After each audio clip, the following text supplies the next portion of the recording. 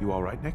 I wouldn't normally bother you with this sort of thing, but, well, I know I can trust you at this point. For as long as I can remember, I've been getting these, flashes. Memories of places I've never been. Things I've never seen. Memories of Nicks.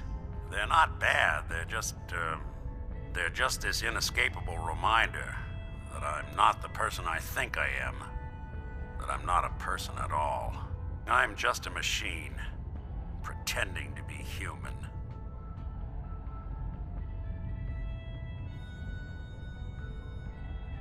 What kind of memories? Everything. Old cases, old loves.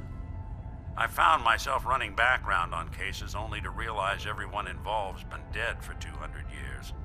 Don't get me wrong, I know I'm in Nick's debt. These memories, they've kept me alive. Nick was a hell of a cop. A guy with good instincts and a good heart. I always counted myself lucky they didn't load me up with some ex-con, or whatever type might volunteer to let folks tinker with their gray matter. But it's thanks to Nick that I pass for human. Why I get to live cushy in Diamond City, and every other synth is shot on sight. I know I got it good, but my entire life I owe to Nick.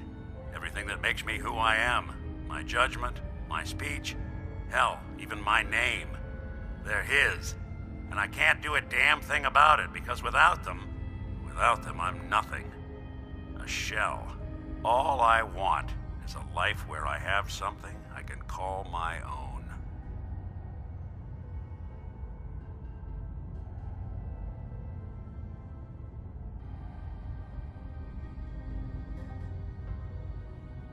You've already built a life for yourself, Nick. You've got the agency, a home, friends. Yeah, I mean, you're not wrong. You know, I'm just gonna need some time to think on this. I appreciate you hearing me out. You're a real good friend. Thanks.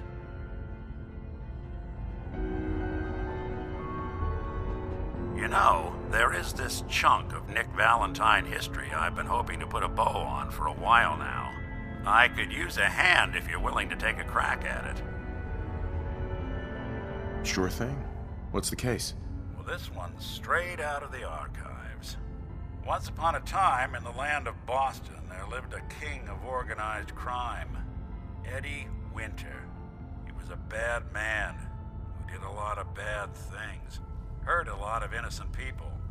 But he knew the end was coming, so he sealed himself inside a personal shelter, located underneath a sub-shop he used as a headquarters. An evil king in a sub-shop? Does a meatball monster show up at some point? Yeah, from what I've heard, the pastrami golem is the one you really have to watch out for. Anyway, if you're done being a wise ass, the story gets even more twisted. The arrogant bastard wanted to cheat death, live forever, so he could come out of that shelter someday into this brave new world. Sound familiar? Only Eddie didn't want to be a frozen banana. No cryo sleep for him, no. He invested his money in some sick, crazy radiation experiment. You don't mean to tell me he used that radiation to... That's right. Eddie Winter went and turned himself into a ghoul 200 years before it was fashionable. Hell, he was probably the first one. And I'm convinced that he's still locked inside that shelter. Safe and sound. Ready to come out and begin his evil reign all over again. I'm gonna find him and kill him, so that never happens. You in? All right, Nick.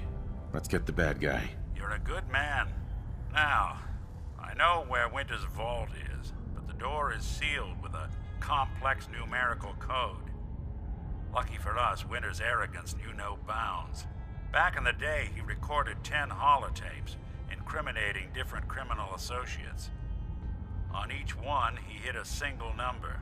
We find all of those holotapes, we get all the numbers. We get all the numbers, we get the code. And then we get Winter. I've been putting together a file on this one for a while now. There's a pair of holotapes in here worth listening to, including one of Winter's. I managed to snatch from the Cambridge Police Evidence lockup before getting swarmed by ferals. My gut tells me the Boston Police Evidence Terminals are the key to cracking this one. It's probably worth paying a visit to any of the departments you might have stumbled across.